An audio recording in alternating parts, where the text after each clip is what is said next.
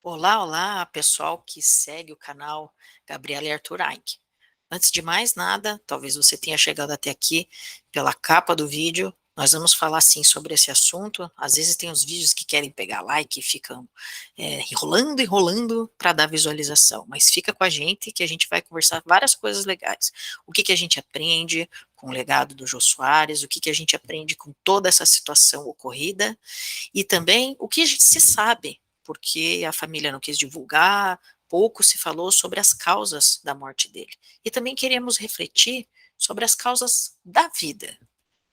O que a gente aprende com a vida dele, com o legado dele, com o jeito que ele trabalhou, o jeito que ele fez humor, tá? Achei um fundo para tentar combinar com a minha roupa aqui.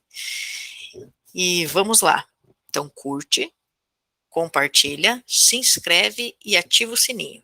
O nosso canal está crescendo até assim, eu sei que são poucos ainda, né, inscritos, mas a gente se inscreveu praticamente na primeira semana de junho, ou última semana de maio, e a gente está bem feliz com o crescimento do canal, tanto eu quanto o Arthur. Então aqui vai ter alguns conteúdos que vai ter o Arthur falando, outros que vão ter eu falando, coisas do dia a dia, e assuntos que envolvem saúde, educação, família, e também comentar um pouco os fatos da vida, aquilo que está acontecendo no Brasil, porque as pessoas buscam esses conteúdos e algumas situações a gente prefere não se manifestar, mas eu acho que a vida e o legado do Jô Soares tem passagens, reflexões tão interessantes, né, fez parte da minha infância, da minha adolescência, da minha vida adulta, acho que de todos nós, em momentos diferentes da carreira dele, porque ele está tanto tempo, né, no entretenimento, que acho que é legal a gente refletir sobre isso. Então vamos junto e vamos falar um pouquinho sobre isso.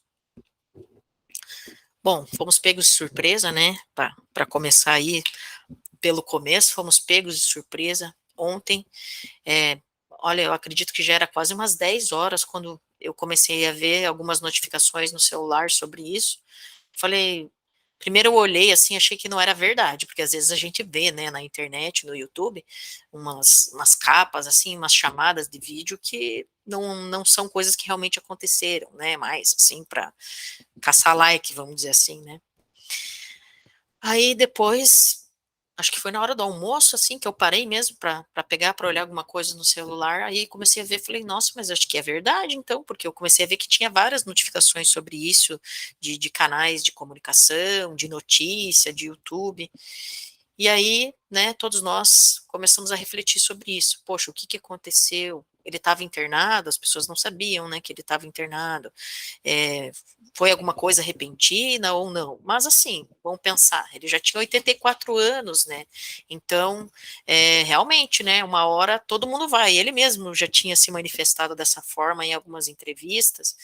Durante a pandemia, né, muitas lives aconteceram e eu assisti uma live dele bem interessante, se vocês quiserem procurar aí com Marcelo Taz, vou deixar aqui na descrição também, onde ele comentava coisas assim mais pessoais sobre a vida, reflexões. Acho que todo mundo, conforme a vida vai andando e a gente vai construindo a nossa vida, o nosso caminho, a nossa profissão, a nossa identidade, a gente começa a parar um pouquinho para pensar sobre, poxa, o sentido da nossa vida, qual legado a gente está construindo, será que é esse caminho mesmo que eu quero trilhar? Será que essa profissão, esse contexto, né, essas amizades, que sonhos eu tenho, para onde eu gostaria de viajar? Todo mundo pensa esse tipo de coisa, né, e como fazer para materializar e chegar nisso.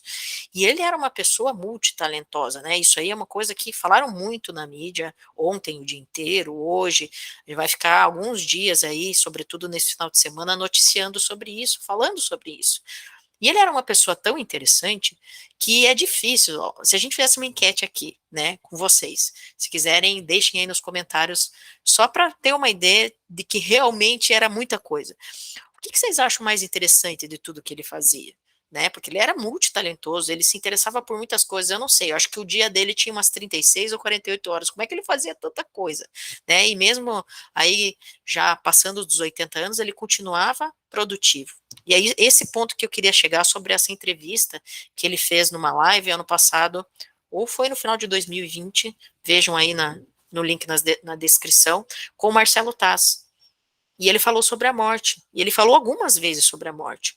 Ele fez até um espetáculo de teatro onde ele declamava poemas do Fernando Pessoa, ou para os portugueses, Fernando Pessoa, né, um grande poeta português que engrandeceu a nossa língua com lindos poemas e lindos pensamentos, e o Jô Soares era um dos autores favoritos dele. E dentro dessas declamações, ele falava sobre a vida e falava sobre a morte faz parte da vida. E o que ele falou para o Marcelo Taz foi: eu não tenho medo de morrer, porque a gente sabe que morrer, todo mundo vai morrer, né? A única certeza, talvez, que a gente tenha de algo que vai acontecer na vida de todo mundo é a morte. Sempre com aquele bom humor que ele tinha, né? E eu tenho medo é de ficar improdutivo. Olha que interessante. Ele que é uma pessoa que fazia tantas coisas, que tinha tantos talentos, que isso que o público podia ver, né?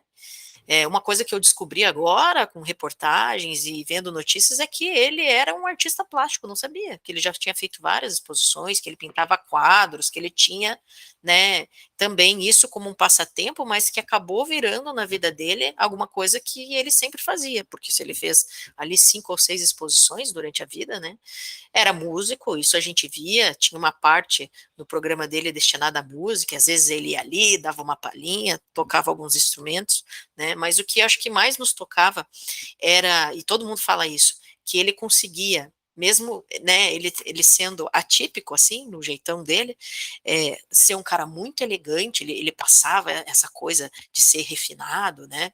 Culto, muito culto, falava 5 línguas, tanto é que o sonho dele de infância era ser diplomata, né? Então ele chegou num colégio interno a começar junto com a família um processo para se preparar para isso, estudar formalmente várias línguas, mas também devia ter uma facilidade incrível, porque ser fluente em 5 línguas, então a gente via isso às vezes em algumas entrevistas, que ele entrevistava as pessoas em inglês, em espanhol, em francês, em italiano com uma facilidade impressionante, né?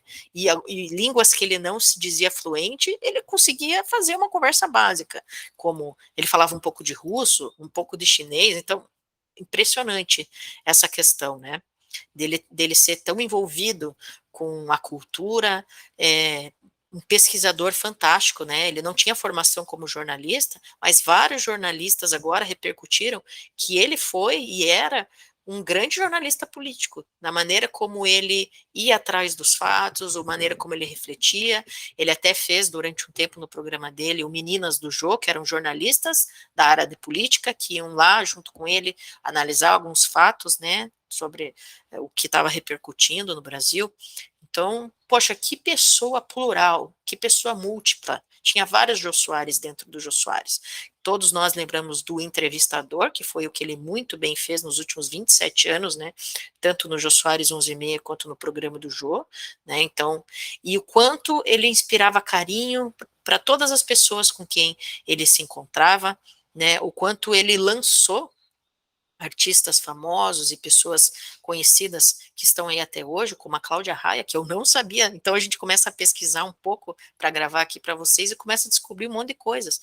A Cláudia Raia, em 84, foi com ele naquele programa Vivo Gordo, onde ele fazia várias esquetes, e ele lançou ela, ele chamou para fazer um personagem que era na academia, eles ficavam lá fazendo ginástica e tal, e conversando, e aí foi aí que ela foi lançada. E que também, um pouco depois dessa época, eles namoraram durante 2 anos e meio, eu não sabia disso, sinceramente. E o carinho que ela tinha por ele, muito grande, né? E tinham também muita diferença de idade, acabou não dando certo, mas ele era uma pessoa que inspirava amor por onde ele passava, e que ele conseguia fazer relações e vínculos muito significativos com as pessoas. Eu achei isso assim demais, assim, e ver as pessoas falando. Claro que a mídia ela já constrói uma narrativa para prender a gente. Você está assistindo um programa de TV, está assistindo, sei lá, um youtuber, alguém sendo entrevistado. O próprio Fábio Porchat está aparecendo bastante para falar do Jô, mas pudera, né?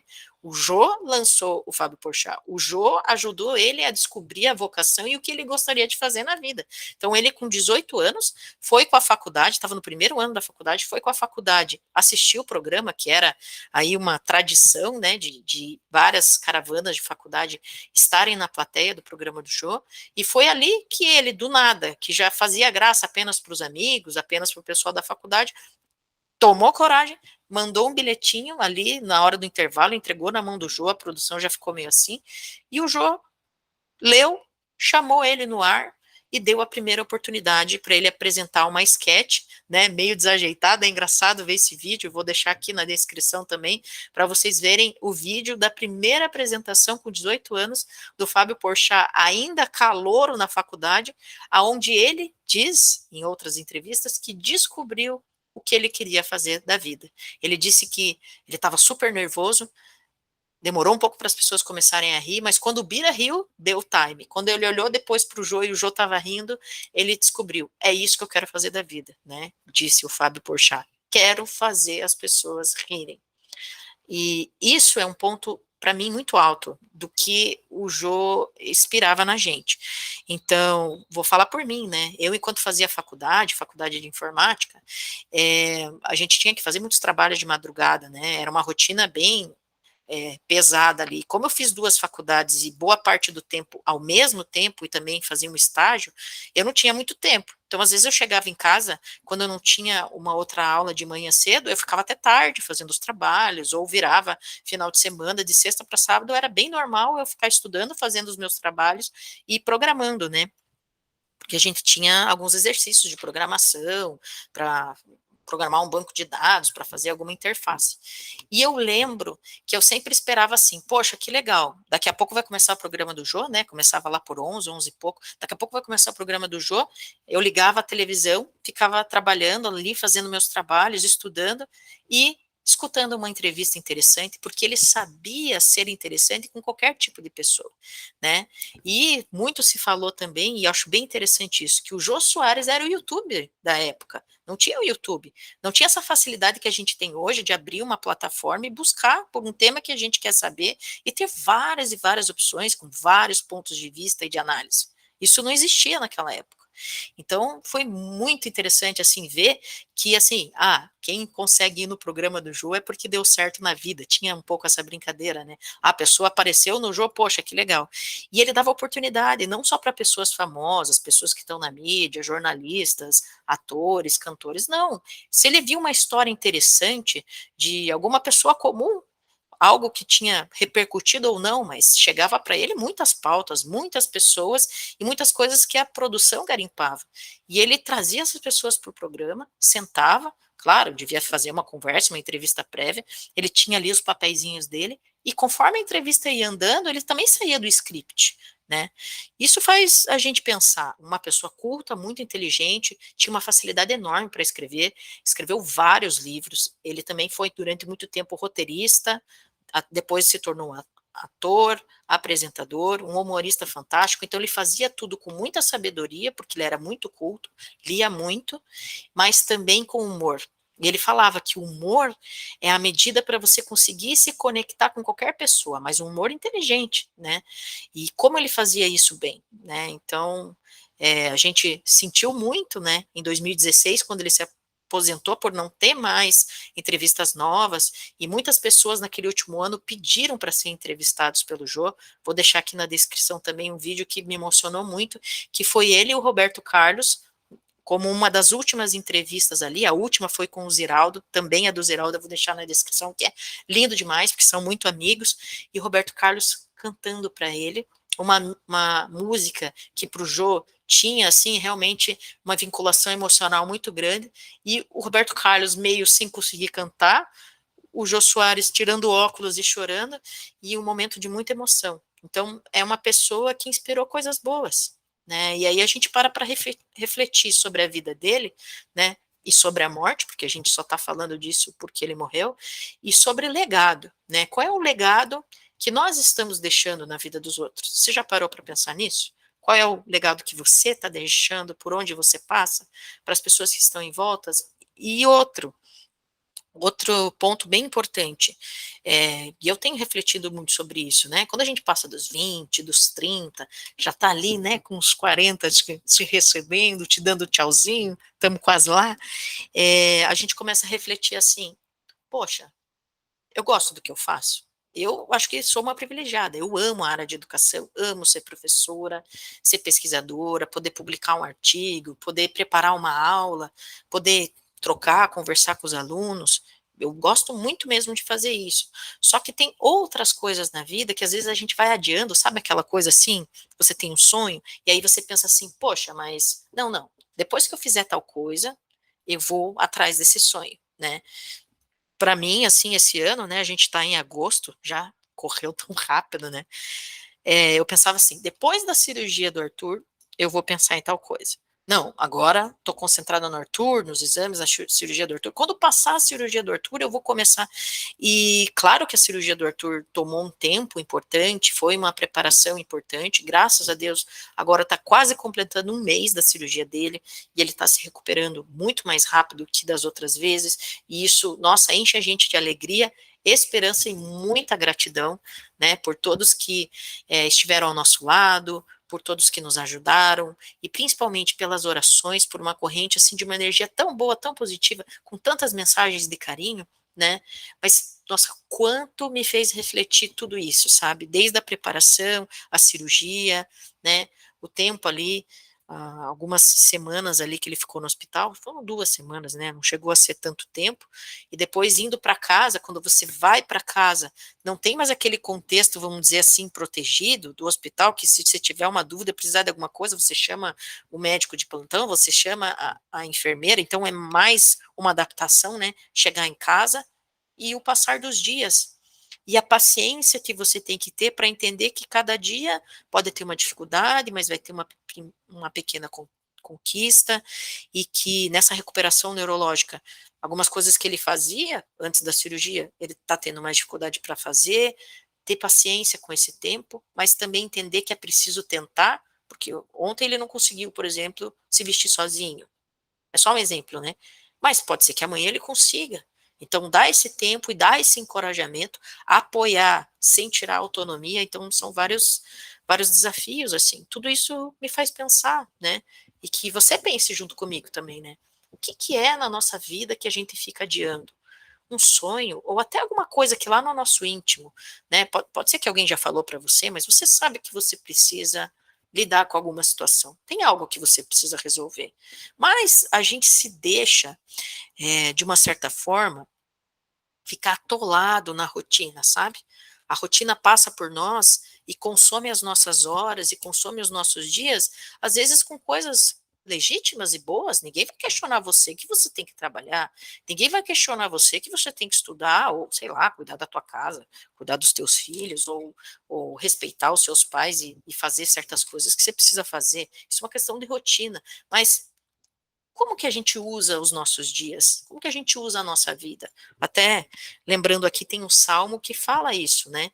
É o salmista, acho que não é um salmo de Davi, mas ele fala: Senhor, ajuda-nos a contar os nossos dias. O que que isso quer dizer? É a gente ter essa sensação do tempo que passa, os dias, as semanas, os meses e os anos, e ter essa sensação de propósito, de que a gente está realmente fazendo tudo o que a gente pode com um direcionamento. Porque eu acho que a vida é muito mais sobre direção do que sobre velocidade. Às vezes a gente fica empolgado e quer fazer alguma coisa muito rápido, e às vezes pode, né, trocar as pernas ali, ter alguns tropeços, mas que fica essa reflexão. Olha que pessoa especial foi o Jô Soares.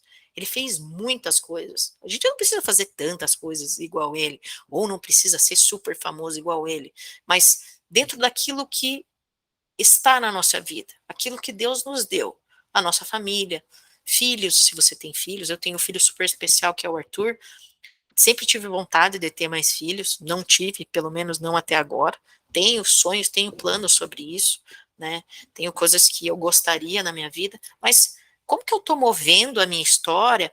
Eu estou usando os meus dias e meu tempo para me mover em direção a esse propósito. Pode ser um sonho, sei lá, profissional, pode ser um sonho até muito mais simples. Você tem um amigo que mora longe e você gostaria de se organizar para daqui a um ano poder ir visitar esse amigo. E a gente sempre tem aquela coisa de resolução de ano novo, que às vezes a gente é muito rígido, coloca um monte de coisa na lista, e não sei se você fez isso no final do último ano, ou pelo menos pensou, talvez não formalizou, mas pensou. Quantas daquelas coisas você já fez ou está em caminho de fazer? Será que você não foi muito crítico com você mesmo, achando que não, agora vai? Sabe aquela coisa que a gente faz? Não, agora eu vou fazer isso todo dia. Eu vou colocar isso na minha rotina e eu vou fazer. Às vezes a gente faz 2 dias, ou a gente demora um pouco para começar, faz uma semana, depois, sabe quando a gente quer dar assim um bônus para a gente mesmo e fala assim, ah, só hoje eu não vou fazer. Hoje eu não vou fazer, e aí a gente já justifica. Não, porque está muito corrido, eu tô com muita coisa para fazer hoje, tô com vários compromissos aqui. A semana que vem eu começo. Então, que a gente possa ter compromisso com a gente, com o que é importante na nossa vida, e principalmente para a nossa família, os amigos, sabe aquelas pessoas que se tudo der errado, ou que se você estiver passando por um momento difícil, é quem vai estar do teu lado? É essas pessoas que a gente tem que valorizar muito na nossa rotina, que a gente tem que estar sempre em contato, sinceramente se importando. Quem sinceramente se importa com você? Agora, se você estiver passando por algum problema, porque na hora do oba-oba parece bastante gente, mas quem agora você poderia ligar para contar uma ideia ou para compartilhar uma tristeza tua? Eu acho que não são muitas pessoas, né? Então, essas pessoas, como a gente alimenta esses relacionamentos? Porque alimentar os relacionamentos com pessoas que nos fazem bem, faz bem para a gente também, né?